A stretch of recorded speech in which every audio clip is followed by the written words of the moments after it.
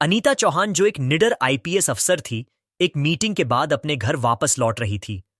रात के 11 बज चुके थे और वह पटना की सुनसान रोड पर तन्हा चल रही थी। ड्यूटी में थोड़ा लेट हो गया था।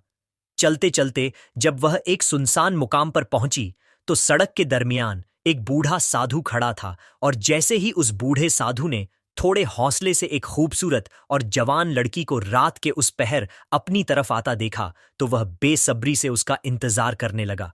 अचानक बूढ़ा साधु सड़क के दरमियान आता खड़ा हो गया और अनीता का रास्ता रोकते हुए उसे ऊपर से नीचे संगीत तक घूरते हुए देखने लगा। अनीता उसकी साइड से गुजरकर आगे की तरफ चलने लगी तो अब बूढ़ा साधु उसके पीछे पीछे चलने लगा। हर तरफ रात का अंधेरा पूरी तरह से छाया हुआ था और अनीता का दिल धड़क धड़क रहा था। अचानक बूढ़ा साधु पीछे से तेजी से उसकी तरफ बढ़ा और उसके बाजुओं को पकड़ते हुए बोला, हम कहां से आ रही हो और मुझसे मिले बगैर जा रही हो?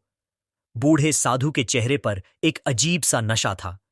अनीता बोली, वह एक जरूरी काम था, वहां से होकर घर जा रही थी। अचानक बूढ़े साधु ने उसके बालों को पकड़कर अपनी तरफ खींचते हुए कहा, मुझे नहीं बताया जाएगा कि वह क्या जरूरी काम था? अनीता बोली, वह एक जरूरी मीटिंग थी। अचानक बूढ़ा साधु हंसने लगा। इस तरह की मीटिंग थी? बूढ़ा साधु बोला। फिर उसने कहा, मेरे साथ भी कोई मीटिंग कर लो। अचानक बूढ़े साधु ने उसके बाजुओं को जोर से खींचा और वहां से कपड़ा फाड़ दिया। अब अनीता समझ चुकी थी कि उसके साथ कुछ गलत होने वाला है। वह आहिस्ता आहिस्ता पीछे की तरफ हटने लगी और बूढ़ा साधु उसकी तरफ बढ़ने लगा। इसी तरह चलते चलते जब बूढ़े साधु ने उसे पकड़ने के लिए उसकी तरफ छलांग लगाई तो अनीता ने अचानक तेजी से भागना शुरू कर दिया और बूढ़ा साधु भी उसके पीछे तेजी से भागने लगा। अनीता की सांसें तेज हो चुकी थीं। वो जान लगाकर हांफती कांपती अपनी जान बचाने के लिए तेजी से भाग रही थी। संगीत। अचानक बूढ़े साधु ने उसे पीछे से धक्का दे दिया और वह सड़क के दरमियान जा गिरी। बूढ़े साधु के चेहरे पर अब एक अजीब सा नशा आ गया था। वह नीचे गिरी हुई लड़की को अजीब सी नजरों से देखने लगा। अनीता नीचे सड़क पर गिरी हुई थी। अब बचने का कोई रास्ता बाकी नहीं रहा था। अचानक बूढ़ा साधु भी सड़क पर बैठ गया और जैसे ही उसे पकड़ने के लिए अपने दोनों हाथ आगे बढ़ाए, अनीता ने अचानक जोर से उसे धक्का दिया और पीछे की तरफ धकेल दिया। अनीता नीचे से उठ खड़ी, संगीत हुई तो बूढ़ा साधु तेजी से उसके पास आया और उसे पीछे से आकर पकड़ लिया। अचानक अनीता ने जोरदार आवाज से कहा, देखो, मुझे जाने दो, ये तुम ठीक नहीं कर रहे, वरना तुम्हें इसका अंजाम भुगतना पड़ेगा। लेकिन बूढ़ा साधु अब दीवाना हो चुका था। अचानक बूढ़ा साधु बोला, ओहो, मैं तो डर गया। बूढ़े साधु ने अपने पास रखी भांग की बोतल उठाई और लड़की की तरफ बढ़ने लगा। फिर बूढ़े साधु ने भांग का ढक्कन खोला और लड़की जो सड़क के बीच बैठी थी उसके ऊपर डालने लगा। अब लड़की पूरी तरह से भांग से भीग चुकी थी। देखते ही देखते बूढ़े साधु ने आधी भांग पीने के बाद अनीता को बोतल पकड़ाते हुए कहा, यह लो पियो। अनीता ने डरते हुए कहा, नहीं, मैं नहीं पीती हूं। बूढ़े साधु ने अनीता के बदन को घूरते हुए कहा, पी लो, वरना तेरे साथ वह करूंगा कि तू किसी को भी दिखाने के काबिल नहीं रहेगी। अनीता जो एक आईपीएस अफसर थी, संगीत ने बूढ़े साधु के हाथ से वह बोतल लेकर पीने लगी।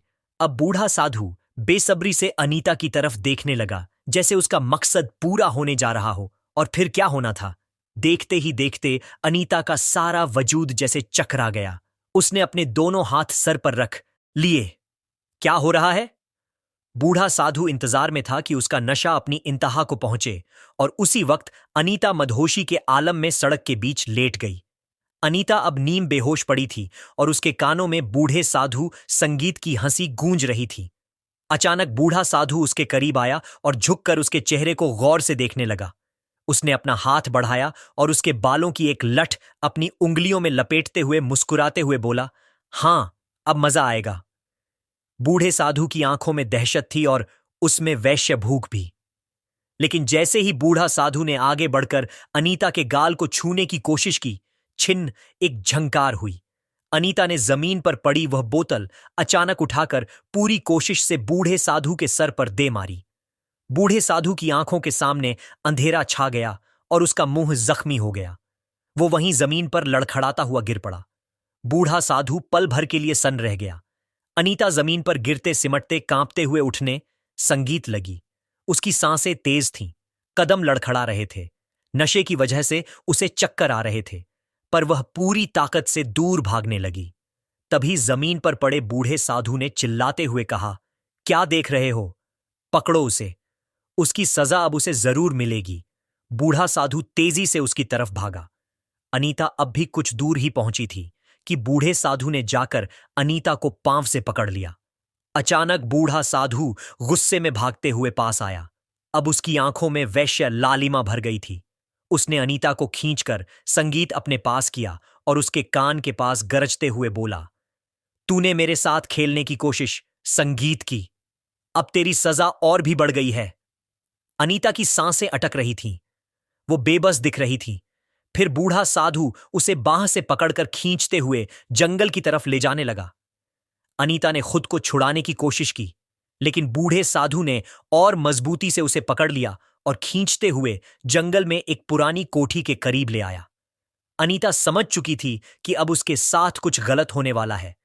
तभी बूढ़े साधु ने कोठी का दरवाजा खोला और अनीता को अचानक कोठी के अंदर धक्का दे दिया। अब रात का आखिरी पहर था। सुनसान जंगल और कोठी के अंदर पड़ी हुई जवान और खूबसूरत अनीता और अपना बदला लेने तथा मन की आग बुझाने के लिए आतुर बूढ़ा साधु। अचानक बूढ़े साधु ने तेजी से दरवाजा बंद किया और खुद भी अंदर घुसा। उसकी आंखों में वहद की चमक थी और सांसों में नशे की बदबू। उसने आगे बढ़ते हुए अनीता की ठोड़ी को सख्ती से पकड़ लिया और गरज कर बोला, अब देखता हूं तेरा गरूर कहां जाता है। तुमने मुझे संगीत सबके सामने जलील किया है। अब तुम्हारी चीखें ही मेरी जीत बनेंगी। अनीता की आंखों में आंसू थे और होठों पर सरदन सा था। वह खुद को कोने में समेटने लगी और जैसे ही बूढ़ा साधु झपटने ही वाला था, अनीता की नजर सामने रखे पुराने लकड़ी संगीत के तख्ते पर पड़ी। वहां एक लंबा हथियार सा डंडा रखा था। बूढ़ा साधु ने झुककर उसका चेहरा छूने की कोशिश की, लेकिन अनीता ने पूरी ताकत संगीत से वह डंडा उठाया और सीधे उसके जबड़े पर दे मारा। बूढ़ा साधु एक भयानक चीख के साथ पीछे हटा और उसका मुंह लहूलुहान हो गया। अनीता ने एक पल में बिना दरवाजा खोले अंधाधुंध भागना शुरू कर दिया। रात के सुनसान भरे जंगल की राह पर वह नंगे पांव दूर संगीत भाग रही थी। पीछे बूढ़ा साधु पीछा कर रहा था। अनीता की सांसें तेज थीं और उसके पांव छलनी हो चुके थे। तभी पीछे से बूढ़े साधु की भारी आवाज गूंजी, भागती रहा, लेकिन आज तो मेरे हाथ से बच नहीं सकती। वह पागलों की तरह जवान अनीता को दबोचने के लिए पीछा कर रहा था।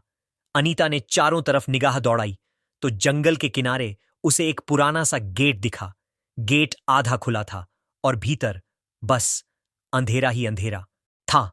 यह पटना के करीब कोई पुराना खंडहर सा कारखाना था।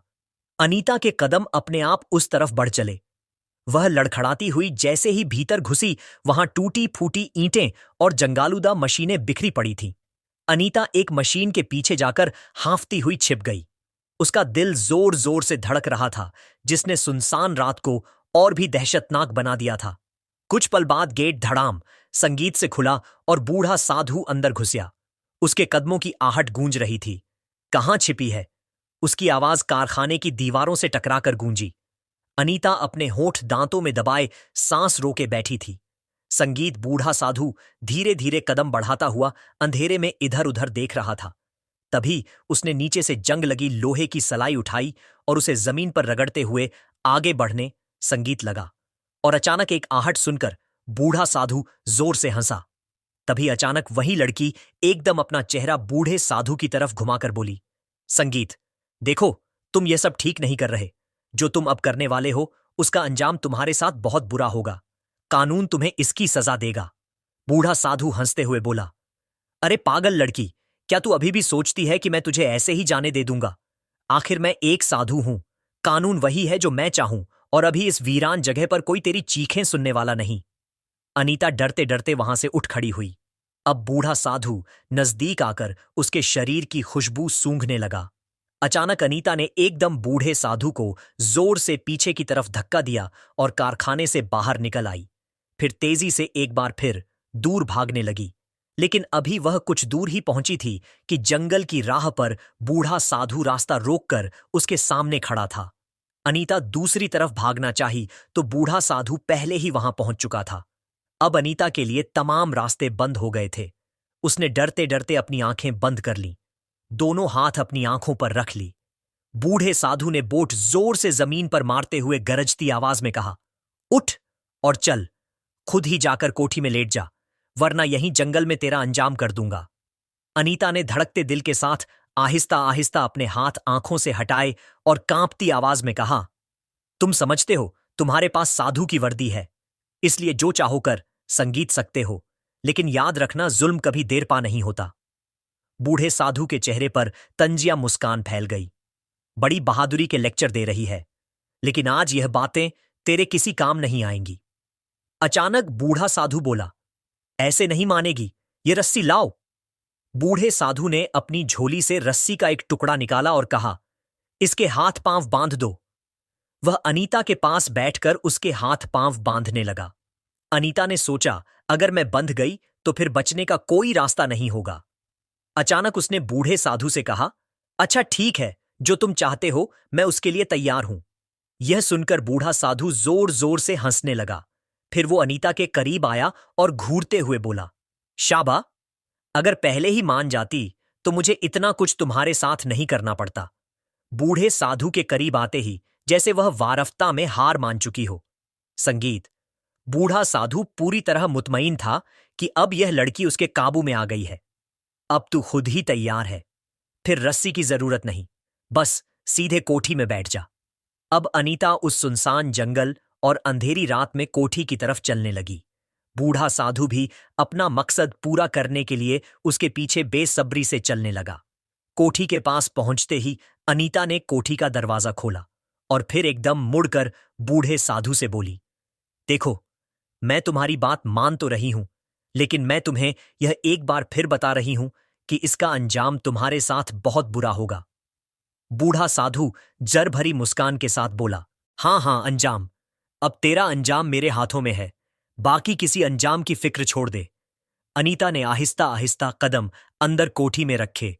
बूढ़ा साधु झुककर उसके करीब होते हुए तंजिया अंदाज में बोला, शाबा, बहुत अकलमंद हो गई हो। और जैसे ही बूढ़ा साधु कोठी के अंदर दाखिल होने लगा, उसी वक्त पीछे से एक और गाड़ी वहां आ गई। बूढ़ा साधु ने जब गाड़ी को देखा तो दरवाजा बंद करके जल्दी से उस गाड़ी की तरफ चला आया। अनीता कोठी के अंदर ही थी। बूढ़ा साधु जाकर गाड़ी में बैठे शख्स से बात करने लगा। इससे पहले कि अनीता बाहर निकलकर गाड़ी के पास आती, गाड़ी वहां से निकल गई। अब बूढ़ा साधु वापस कोठी की तरफ मुड़ रहा था। इतने में अनीता ने जल्दी से दरवाजा खोला और बाहर निकलकर बूढ़े साधु के पास आकर उसका हाथ थामते हुए बोली, हां, अब क्या हुआ? अनीता ने प्यार भरी निगाहों से उसकी तरफ देखा और उसे अपने गले से लगाते हुए बूढ़े साधु के चेहरे पर एक मुस्कान आ गई। बूढ़ा साधु तुरंत अपनी कोठी की तरफ गया और वहां से एक फल निकालकर अनीता के हाथ में पकड़ा दिया। अनीता वहीं जंगल की राह पर बैठ गई और फल खाने लगी। बूढ़ा साधु जो आतुर होकर खड़ा था, उसका सब्र टूट गया। उसने अनीता से कहा, जल्दी खाओ, वक्त नहीं है। अनीता ने अपने आप से कहा, लगता है अब इसको ज्यादा रोकना मुमकिन नहीं, अब मैं क्या करूं? फिर वह डरते डरते राह से उठ खड़ी हुई। अंधेरी रात और सुनसान जंगल का सन्नाटा खौफ पैदा कर रहा था। बूढ़ा साधु अब पूरी तरह से तैयार था। उसकी आंखों में हवस भरी चमक थी। अचानक बूढ़ा साधु आगे बढ़कर अनीता के बाजू को मजबूती से पकड़ता है और भारी सांस लेते हुए बोला, चलो, अब तमाशा बहुत हो गया, समय बर्बाद मत करो। अनीता ने एक पल के लिए अपने होठों पर अजीब सी मासूम मुस्कान तारी की, जैसे हार मान गई हो। उसने अपनी निगाहें बूढ़े साधु की आंखों में डालते हुए आहिस्ता से कहा, एक शर्त है। बूढ़ा साधु रुक गया। शर्त? अनीता प्यार भरी आवाज में आहिस्ता से बोली, तुम्हें मुझ पर हाथ डालने से पहले अपनी आंखें बंद करनी होंगी। बूढ़ा साधु पहले तो चौंका, फिर ठहाका लगाकर हंस पड़ा। हंसी, यह भी कोई शर्त है? अच्छा, मान लेते हैं। अचानक अनीता बूढ़े साधु के करीब आई और प्यार से उसका हाथ पकड़कर जंगल की राह के एक कोने की तरफ ले जाने लगी। बूढ़ा साधु भी उसके साथ चलने लगा। अनीता थोड़ी दूर जाकर एक वीरान जगह पर रुकी और बोली, यहां ठीक है। बूढ़ा साधु एकदम हैरान होकर बोला, यहां कोई देख लेगा?